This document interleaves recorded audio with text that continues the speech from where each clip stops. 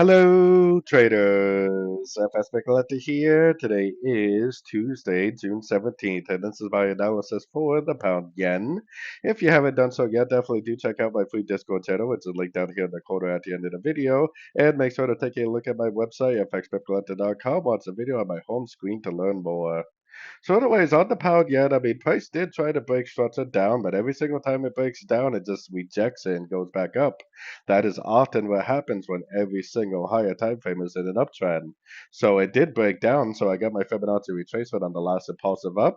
For me personally, I am definitely still looking for longs. I mean, I am definitely looking at any move I see to the downside is likely more than just a pullback to the uptrend.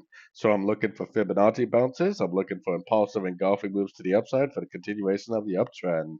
At least until the 4-hour time frame gives us some sort of a break to the downside, I am definitely still primarily only looking for longs, and I am definitely looking at every move I see to the downside as nothing more than a pullback within a higher time frame uptrend. So anyways, don't forget to like and subscribe, and as always, thank you for watching and happy trading.